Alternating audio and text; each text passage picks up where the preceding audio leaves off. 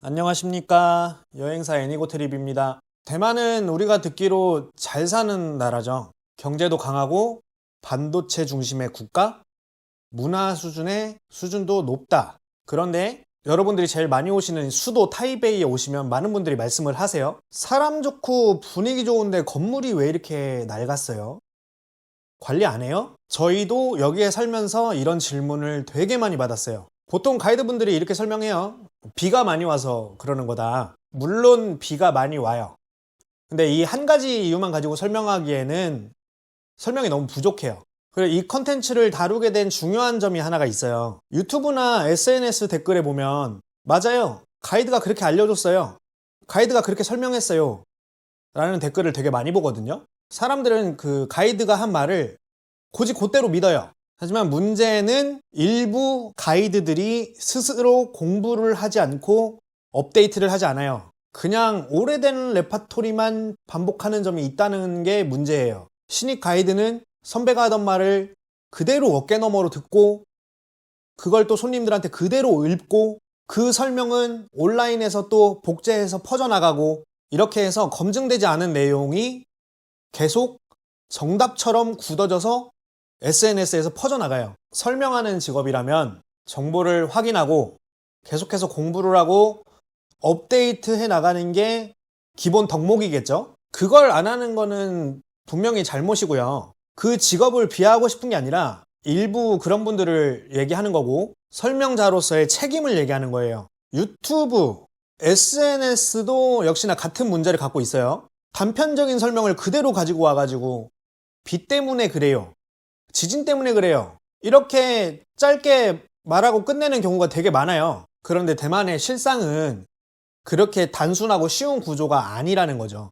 이번 영상은 저희가 실제로 꽁유라는 곳에서도 살아보고 아파트에서도 살아보면서 그리고 저 같은 경우는 대만의 주택도 겪어봤고 여러 가지 주거 형태를 많이 겪어봤어요. 그런 경험을 토대로 타이베이나 대만 여러 도시들의 건물들이 왜 그렇게 보일 수밖에 없는지에 대해서 설명을 해드릴게요. 우선 앞에서 말씀드린 것처럼 대만의 주거 형태는 다양합니다. 단독주택, 빌라형 주거, 신식 아파트 종류가 많고요. 그 중에서도 타이베이와 같은 도심의 외관이 왜 이렇게 보이는지와 직결되는 건 바로 꽁이랑 아파트 이 두 가지를 대표해서 설명해 드릴 수 있어요. 우선 꽁이랑 아파트의 개념을 간단하게 설명을 해 드릴게요. 꽁이는요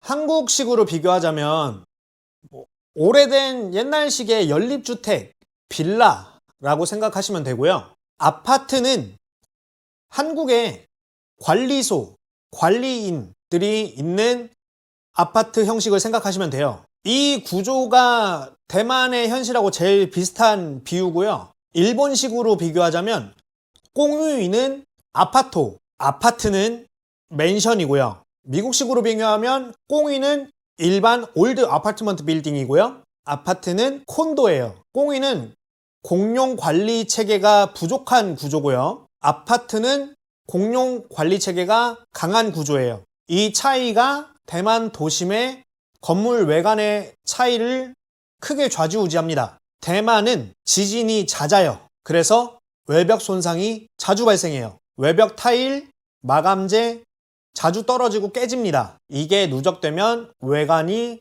빨리 낡아 보여요. 오래된 꽁유의 비중이 너무 높아요. 타이베이 도심에는요 30에서 50년 이상 된 꽁유의 비중이 굉장히 큽니다. 한국 기준이면 여러 번 재건축에 들어갔을 연식이죠. 꽁이는 소유 구조도 복잡하고요. 공용 결정을 내리기도 쉽지 않아요. 층마다, 집마다 주인이 다 다른 경우가 있고요.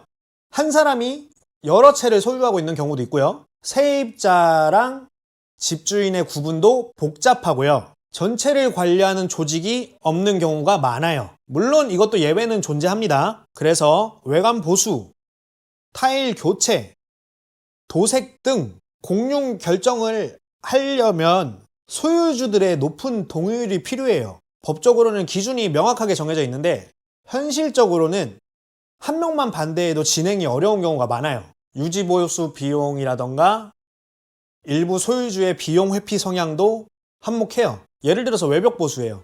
외벽 보수는 비용이 커요. 꽁이는 건물주가 한 명일 수도 있겠지만 소유주가 여러 명일 경우에는 이 비용을 나눠서 내야 되는데 그 중에서 반대하는 사람이 있으면 못 한다는 거예요. 주민 동의도 필요하다고 했죠?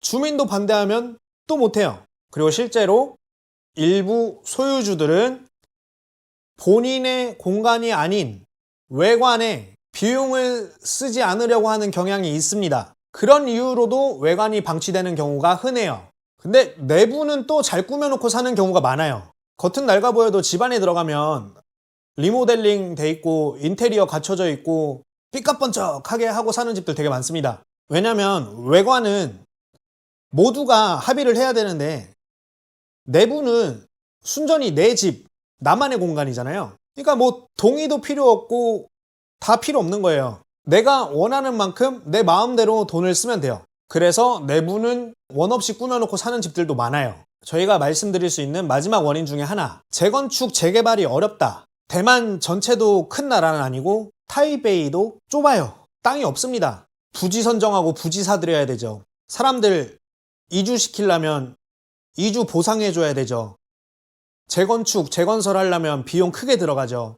동의율 문제 겹치죠. 여러 가지 큰 원인들이 있어요. 그래서 재건축이 쉽게 추진되지가 않아요. 이렇게 수많은 원인들이 복합돼서 만들어진 게 현재 타이베이 도심의 모습이에요. 그래서 대만 건물의 외관은 절대 비 때문이에요.